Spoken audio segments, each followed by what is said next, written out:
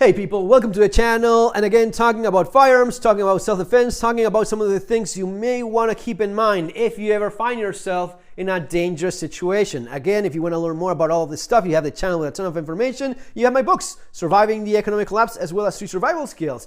And in Street Survival Skills, there is a chapter dedicated to just this thing, which is how is it that you deal when you have someone that is armed and you are not? You're dealing with one of these situations that is not really all that convenient. And in the handgun disarm technique chapter, right, I explained that when you're dealing with a pistol, you go like that because you're keeping the slide from moving and ejecting that spent case. But with a revolver, this is what you do. Why is that? Well, we'll see this in this video, especially because we saw that happen to that former cop and the bus driver that got into a fight. So what we saw there in that video, unfortunately, you have the former cop that came with a revolver, cocked, trigger, finger in the trigger, like this. He was like, bring down, that music is just too loud. And the bus driver was like, you know what, fuck you, I'm not scared of you and your fucking revolver. And they start tussling and fighting and slapping one another, and eventually, boom. Why?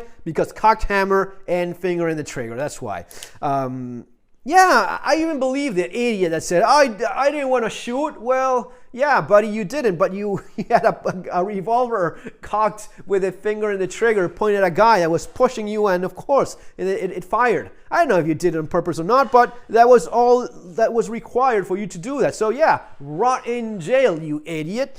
But what we can learn from this is the following. What I explain here is that the disarm technique, whatever you use, but how is it that your hand goes towards that, right? And of course, in spite of the differences, mine is a beautiful stainless steel called Python that is a work of art, and that piece of garbage that guy had is whatever, but still double action revolver, and it's still useful enough for this explanation. What you want to do here, and this guy had the opportunity to do this numerous times. He was even slapping that revolver from this guy until it eventually fired. So in one of those many moments, instead of being such a dumbass, what he should have done is this, or something around this. Basically, your technique involves going for all of this frame, covering it as much as you can. What you're trying to do here is twofold. The first thing you're trying to do is this.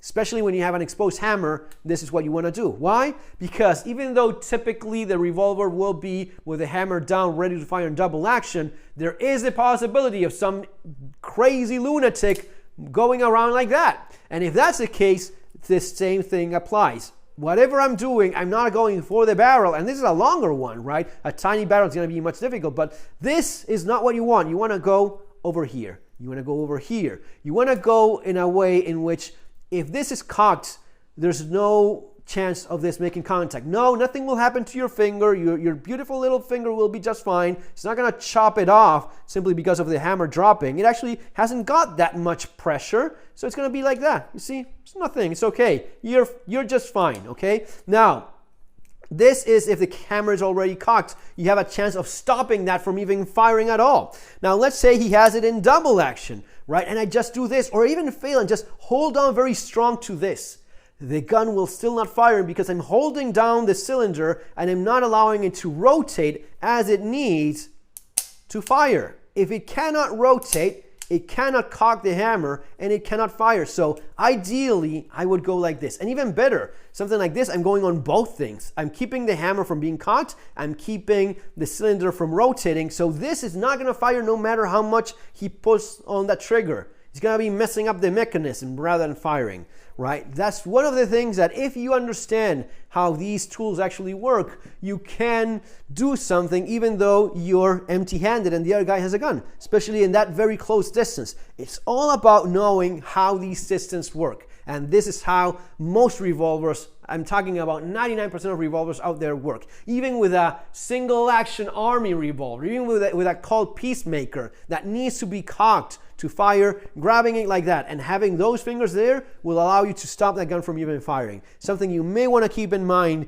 if your life is on the line in a very close range confrontation with someone with a revolver. Folks, I hope you enjoyed this little video, something for you to keep in mind if you ever need it. See you next time. Take care.